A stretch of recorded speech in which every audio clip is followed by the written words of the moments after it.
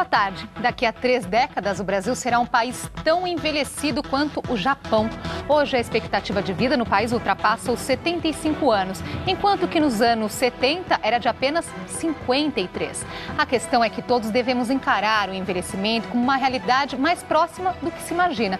Mas quais os fatores determinam se uma pessoa vai chegar ou não aos 80 ou até aos 90 anos de forma lúcida? É o que tenta descobrir um estudo feito pela Universidade de São Paulo. Muito bem observado, Dirce. Aos 86 anos, Dona Dirce é uma apaixonada pela literatura. Sempre gostei de poesia, gosto muito de ler também. Todos os dias, ela e outras pessoas que já passaram dos 60 anos se reúnem nesta escola na Zona Sul de São Paulo para exercitar a mente e o corpo. Aqui eles aprendem novos idiomas, participam de uma oficina para estimular a memória e praticam atividades físicas como Tai Chi Chuan. Eu me sinto muito melhor depois das aulas. Esses alunos fazem parte de um grupo que não para de crescer no Brasil, o da terceira idade. Chegar aos 70, 80 e até aos 90 anos hoje está mais fácil do que em décadas atrás. O país tem hoje 15 milhões de idosos. Até 2060, esse número deve chegar a 58 milhões. No mesmo período, a expectativa média de vida do brasileiro também deverá saltar dos atuais 75 para 81 anos. As estatísticas chamaram a atenção dos pesquisadores da Universidade de São Paulo. Queremos conhecer o que essas pessoas têm de diferente e comparar para conhecer os componentes que associaram. A pesquisa vai catalogar o código genético de 1.400 pessoas que passaram dos 80 anos. Além de exames de sangue e ressonância magnética, os voluntários também passam por um teste de memória e uma entrevista. Pessoas que falam aos 80 anos que o avô faleceu aos 90, 80, 90, 100 anos. Então, claramente existe um componente genético envolvido.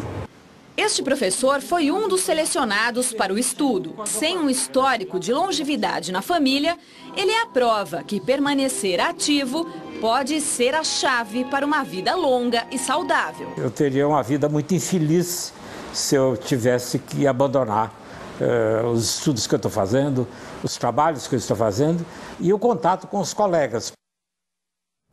Para debater sobre geriatria e Alzheimer, convidamos o neurologista Leandro Teles e o geriatra Paulo Camis. Os dois também são professores da Universidade de São Paulo. Boa tarde, muito obrigada por terem aceitado o nosso convite. Obrigado. Boa tarde. De 15 milhões para 58 milhões de idosos em 2060. De uma expectativa de vida de 75 para 81 anos. Quais os principais motivos que explicam esse aumento na nossa longevidade? Bom, eu posso falar pela minha parte, né? Mas com certeza a estatística mostra que a quantidade de óbitos, de mortes por doenças do aparelho circulatório vem caindo. Então as pessoas antes que não chegavam lá porque morriam de causas do aparelho circulatório antes, elas estão chegando numa idade mais avançada. Tá? Então, até entrando no tema do Alzheimer, antes era uma doença que você não via tanto. Então, termos que eram referidos, o termo até que eu odeio como geriatra, né? Ele está ficando gaga e tal, né? Que eram atribuídos às pessoas que estavam desenvolvendo essa doença, era algo muito raro, porque pouquíssima parte da população chegava lá, agora eles estão chegando lá. Acima dos 80, 85 anos, a quantidade de pessoas com algum grau de Alzheimer ou alguma outra síndrome demencial, Alzheimer é o principal representante aí da categoria, em torno de uns 30, 35%. Então, a gente está chegando lá, já estamos lá, né? A população não está preparada para lidar com isso. Esse, na minha opinião, é o maior problema, né? Se muitos médicos não estão preparados para lidar com isso, quem dirá a população como um todo, né? Doutor Leandro. É isso mesmo. Na verdade, a gente teve um aumento da expectativa de vida que foi muito rápido, né? Se jogar aí 50, 60 anos atrás, a expectativa era em torno de 50 anos.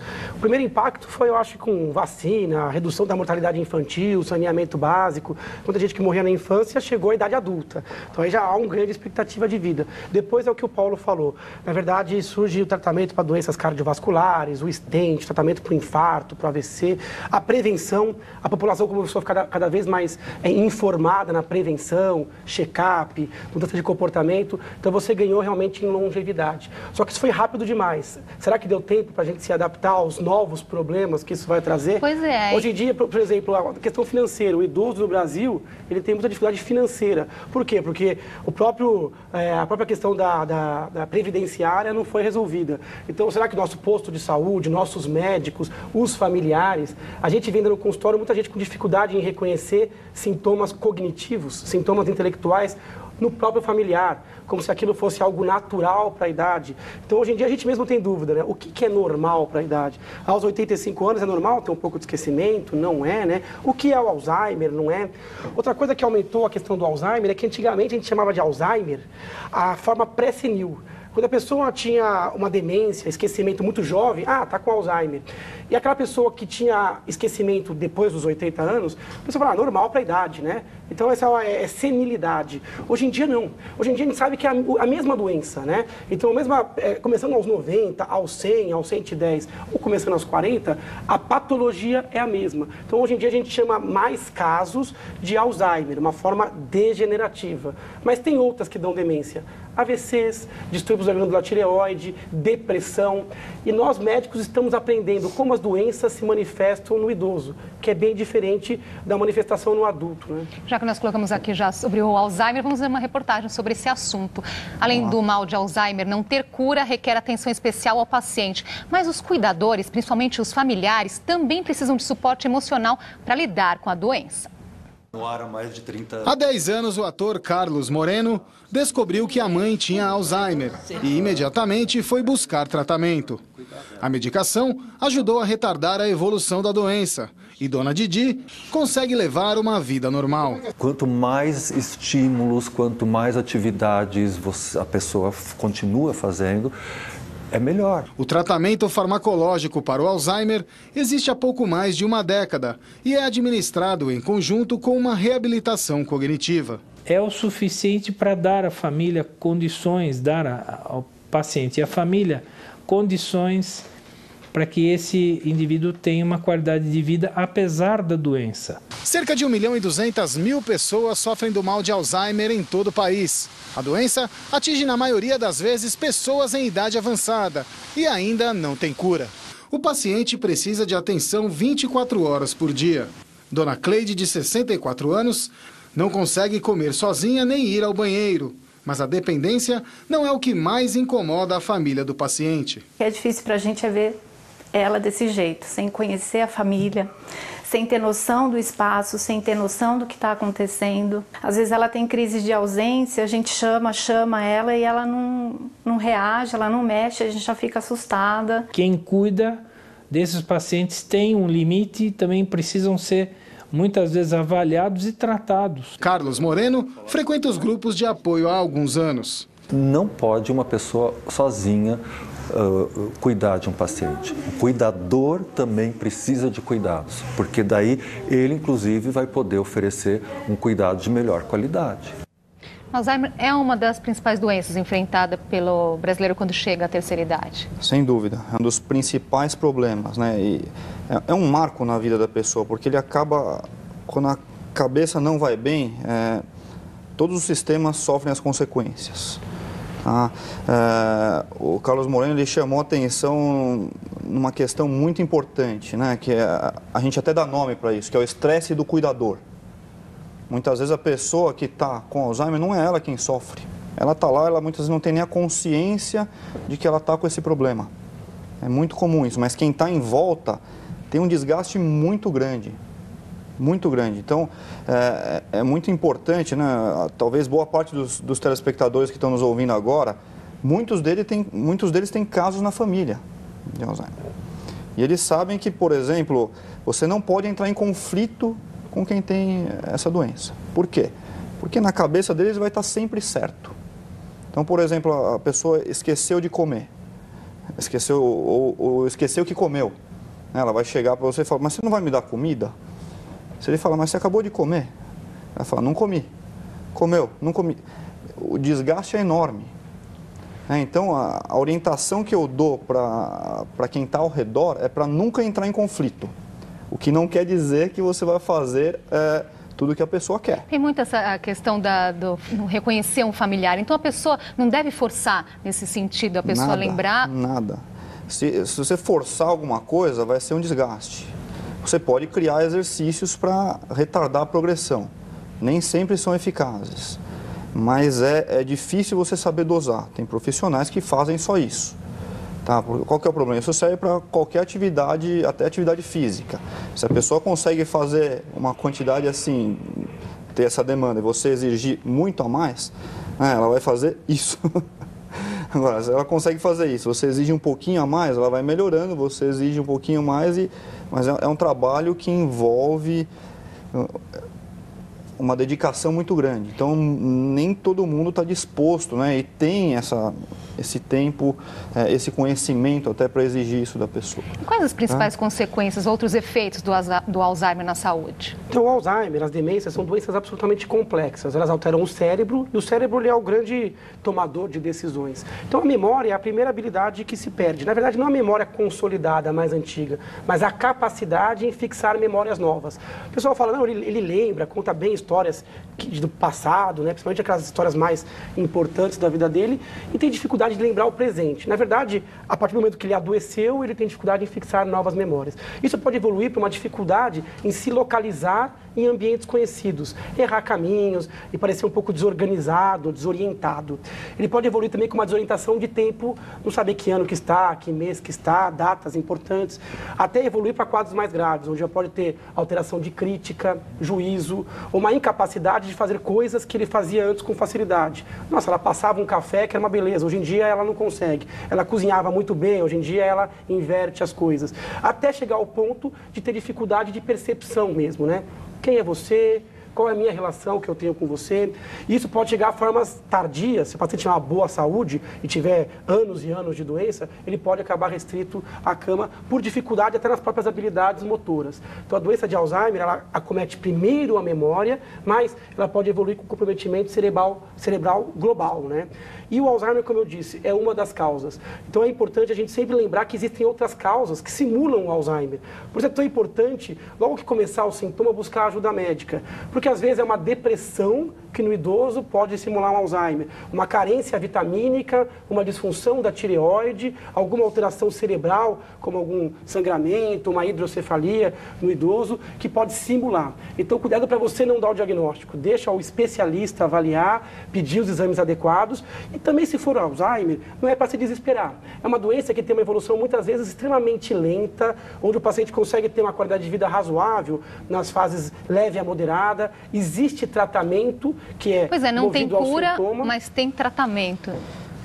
Para minimizar os efeitos, como que é? Ele costuma fazer um efeito melhor quando a doença é detectada nas fases iniciais. Para algumas pessoas, ele não altera a evolução.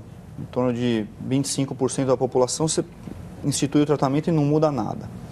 Para outro grupo, em torno de metade desses pacientes, você só retarda a progressão. E em outro grupo, os outros 25% restantes, eles têm uma uma melhora efetiva com o tratamento. Tá? Então, o tratamento ele surte mais efeito quando é instituído logo no começo. Só que, como o Leandro falou, concordo 100% com o que ele falou, né? Existem outras causas que simulam Alzheimer e que têm tratamento e que são reversíveis. Então, às vezes você vai taxar a pessoa de Alzheimer e já vai assumir que não tem nenhum tratamento ou nenhum tratamento muito efetivo. Não, traga isso para o seu médico. Agora, o doutor Paulo colocou ali, é importante começar a tratar desde cedo. Como perceber, os familiares perceberem, então, de que alguma coisa está errada? Tem algum sinal? Tem vários sinais. Na verdade, a primeira dica é não atribuir a idade. Falar, é da idade, é normal. Esquecer é normal. Calma. Então, o envelhecimento saudável normal, ele leva a uma lentificação nos processos mentais, pode ter alguns lapsos de memória, mas o idoso normal, ele consegue gerenciar o seu dinheiro, ele é confiável, ele não tem perda de independência, você não fica com medo de deixar ele sozinho em casa. Então, se você perceber que os esquecimentos ocorrem com uma frequência extremamente elevada, ou que você não consegue mais confiar naquele paciente, que não passa um recado, que você tem medo que ele vai ligar um fogão e deixar o fogão ligado. Então, sempre que a intensidade do sintoma com relação a risco for alto, é porque já passou da hora de você levar aquele paciente para o médico, para ser examinado.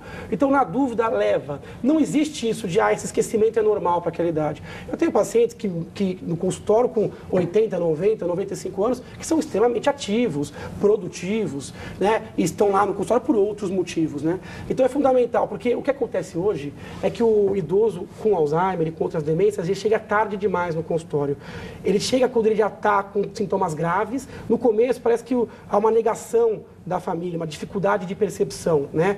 E às vezes o paciente com déficit de memória, ele não tem queixa, porque ele esquece que esqueceu, né?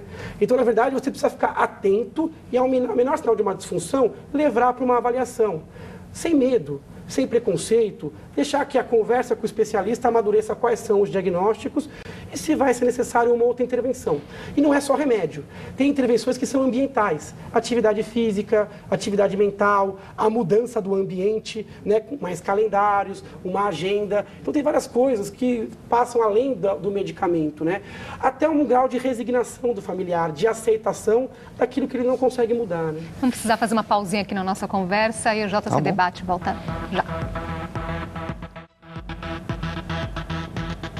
Já estamos de volta com o JC Debate. Hoje falamos sobre geriatria e os problemas do envelhecimento. Ter uma ou várias metas é fundamental para prolongar a vida. É isso que mostra um levantamento feito por pesquisadores canadenses ao longo de 14 anos. Sebastião Zampolo, 67 anos, casado, pai de 3 filhos e com 3 faculdades no currículo. Se formou em administração, contabilidade e fez o curso dos sonhos dele, direito. Eu convivi com 2 gerações para trás, pessoas de 20 a 40 anos. Aquilo para mim foi assim, de levantar mesmo a moral. O diretor administrativo não vê limites para aumentar o conhecimento. O próximo desafio é ser aprovado na prova da OAB e ele quer mais. O meu objetivo é entrar numa ONG, numa associação que ajude crianças, idosos principalmente. Todo esse ânimo e motivação podem ajudá-lo a ter uma vida mais longa. Para mim, se passar dos 85 já tá bom, eu chegar lá já tá bom. Um estudo científico feito por pesquisadores canadenses mostrou que vive mais quem traça metas. Só que os objetivos precisam estar alinhados ao propósito de vida. A pessoa motivada é mais bem-sucedida, saudável, feliz, realizada. A pesquisa acompanhou 6 mil pessoas durante 14 anos. Neste período, 569 morreram. Todas elas tinham menos objetivos na vida. De acordo com a Organização Mundial da Saúde, as pessoas devem se manter ativas durante o envelhecimento para evitar problemas de saúde e não perder a autonomia e a independência. Para o geriatra, que coordena um trabalho que propõe a meditação entre os idosos, a atividade pode ajudar a encontrar o sentido da vida. É uma técnica que possibilita ao indivíduo acessar um propósito essencial de vida. Envelhece bem quem constrói sabedoria ao longo da vida. Quem traça metas, por que a motivação é tão importante? A motivação, ela te estimula a querer tá sempre melhorando. Quando você tem um foco, tem um objetivo, você tem um propósito, você trabalha em função disso e você aumenta como se fosse a sua reserva funcional. Então, a chance de você ter alguma doença diminui muito. Isso vale tanto para a questão física como para a questão intelectual. É importante você estar sempre se desenvolvendo. Fisicamente, até entrando um pouquinho no que o Leandro falou, né? Quando você se preocupa com a pessoa, aquilo é normal do envelhecimento ou não, né? Acho que a palavra que resume isso é funcionalidade. Tá? Não adianta você exigir que um idoso dos seus 80, 90 anos cumpra as tarefas com a mesma agilidade. Ele vai andar daqui até ali, não vai andar na mesma velocidade do que alguém de 30 anos. Só que ele tem que estar apto a fazer. Agora, muito cuidado com aquilo, né? Ele está esquecido, né? Mas também com 80, 90 anos, né? Opa, aí não. O envelhecimento por si só não justifica nenhuma doença. Tá? Então é muito importante que se chame atenção para isso. Mas a questão do objetivo, também queria ouvir a opinião do Leandro, que se ele concorda comigo, mas essa reserva funcional é fundamental. Mas sem dúvida, Paulo. Na verdade, a força motriz do cérebro, o combustível cerebral é a motivação, é o entusiasmo, né? É o objetivo, é a meta. A gente guarda mais dinheiro quando tem uma meta, perde mais peso quando tem uma meta. Então a gente consegue fazer coisas que não faria, porque o nosso cérebro é meio preguiçoso. Ele tende a automatizar tudo, a robotizar. E ele perde a capacidade de raciocinar. A aposentadoria faz muito mal ao cérebro na terceira idade. A gente está descansado, de saco cheio do trabalho, aposenta, só que, na verdade, a gente tem uma péssima inserção do nosso idoso, né? O nosso idoso ele pode se aposentar por questões financeiras, até porque a carga horária, horário dito comercial é péssimo para alguém da terceira idade, mas ele tem que ser reinserido, com horários alternativos, com atividades alternativas. A gente perde uma pessoa que tem uma baita de um potencial, porque tem uma experiência de vida, né? Então a gente perde isso na sociedade, eles têm muito a oferecer, e eles perdem o que a sociedade tem a oferecer para eles, que é o contato com o jovem, com o novo. Então, eu acho legal quando um idoso aprende a mexer no computador, aprende uma nova tecnologia, aprende a mexer no smartphone, num tablet, e quando ele orienta um jovem, dando um conselho, né, que o jovem demoraria 20 anos para quebrar a cabeça, e ele vai lá e fala que aquilo já aconteceu com ele. Então, falta isso. Falta inserir o idoso no mercado de trabalho, aí não em troca de dinheiro, talvez, em troca de alguma outra coisa, né? Horários alternativos, atividades alternativas, não pode ser o tédio, o ócio e a falta de objetivo. Isso é um prato cheio para depressão, para desapego à vida, e isso desbalança todo o sistema endócrino, infeccioso e cerebral. Uma outra questão enfrentada pelos idosos são os riscos de queda. Tá. Né? Nos últimos anos, segundo dados do Ministério da Saúde, o número de fraturas em idosos aumentou quase 30%. Dá para evitar, doutor Paulo? Dá para evitar, né? Queda em idosos não é normal. Ela pode ser normal numa criança, num bebê que está aprendendo a andar, mas num idoso não deve ser encarado como normal. Ele é um marcador de fragilidade, muitas vezes, principalmente se leva a uma fratura. E a abordagem das quedas, ela envolve um monte de sistemas, entre eles o sistema intelectual. Né? Aí entra a questão do Alzheimer. A doença de Alzheimer é um fator de risco enorme para quedas. Muitas vezes ela não reconhece o ambiente em que ela está.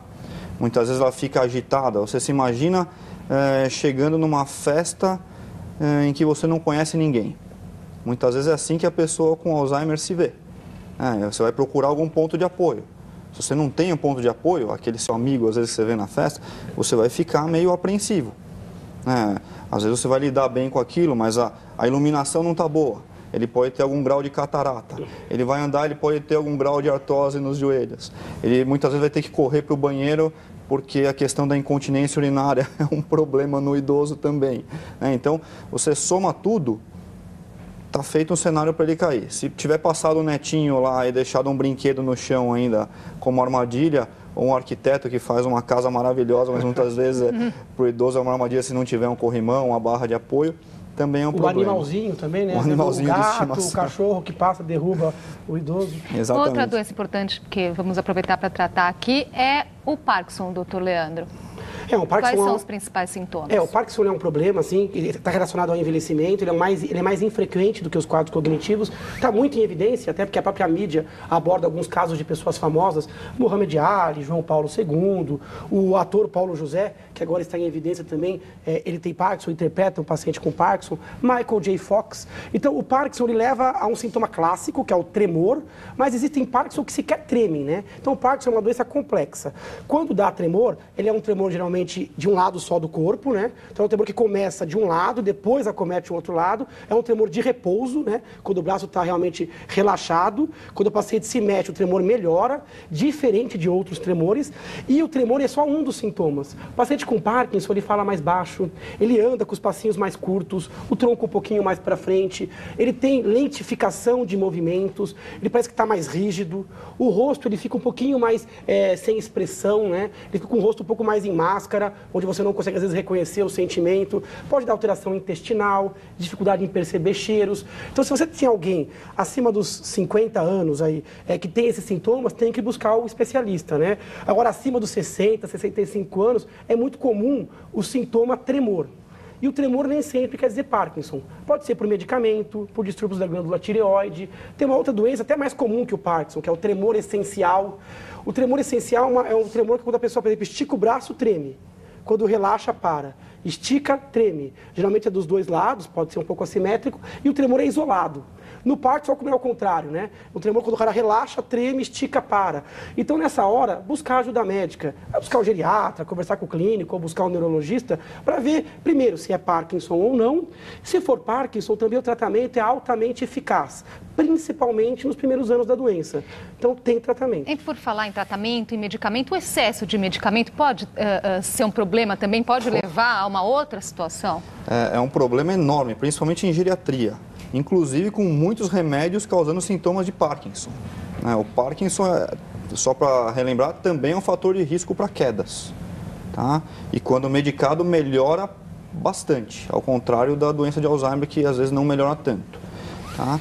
Agora, no idoso, frequentemente eles têm muitas doenças associadas e cada vez que se inventa um remédio, que se cria um remédio novo para um tratamento de uma doença, você cria junto novas doenças.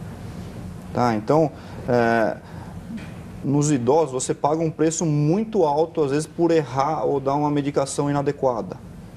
Então, tem uma máxima em geriatria que você começa devagar e vai aumentando aos poucos. Né? Você começa com uma dose baixa, para se você errar, você erra por pouco e vai aumentando aos poucos.